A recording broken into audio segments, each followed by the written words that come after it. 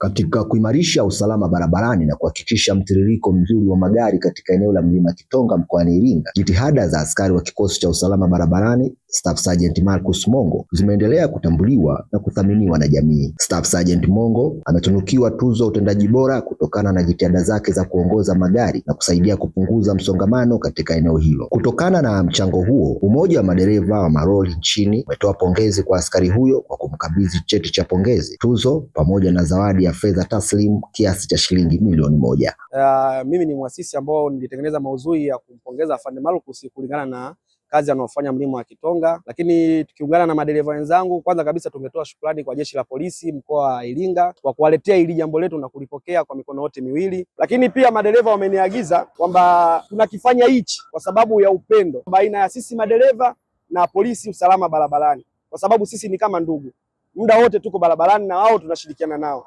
Hakuna Tanzania nyingine, Tanzania ni hii na Jeshi la Polisi ndio hili na ndio jeshi letu.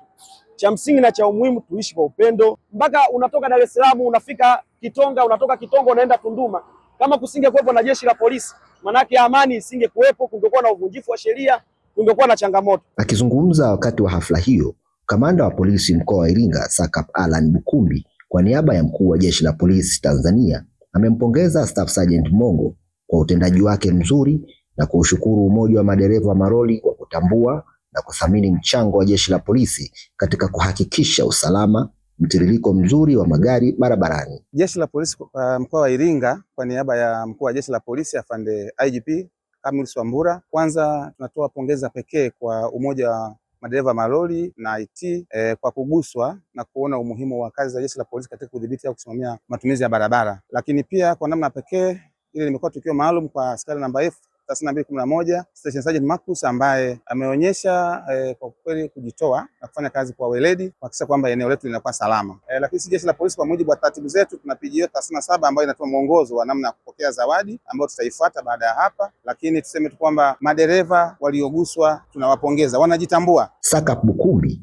amewataka madereva wote nchini kuendelea kuzingatia sheria na kanuni za usalama barabarani, akisisitiza kuwa nidhamu na uzingatiaji wa sheria ni muhimu katika kupunguza ajali zinazopoteza maisha ya watu na kusababisha uharibifu wa mali. Wito tu ni kwamba bado changamoto ipo kwa baadhi ya madereva maeneo mbalimbali, ukiacha ile eneo la Mlima Kitonga kutotii sheria za usalama barabarani. Tumeendelea kusimamia na kuhakikisha kwamba wale ambao wanakiuka sheria tunachukua hatua. Kuna baadhi wamefungiwa leseni, kuna baadhi wamefikishwa mahakamani na kupewa adhabu mbalimbali ikiwemo fine. Kwa hiyo kikubwa tu ni kwamba tukio hili basi liwaguse watu wengi, hata yule ambaye alikuwa mwadilifu kiasi basi awe mwadilifu zaidi, aone kwamba kuna Watanzania ambao wanajitambua, wanaona juhudi za Jeshi la Polisi, lakini kwa mchango wa wananchi ambao wamekuja hapa kwa niaba ya wengine. Kwa upande wake, Staff Sergeant Mongo amewashukuru madereva hao kwa kutambua juhudi zake na kumkabidhi zawadi hiyo, akiahidi kuendelea kutekeleza majukumu yake kwa weledi, uadilifu na kujituma. Kwa kweli nimejifunza kitu kikubwa sana katika swala la maisha.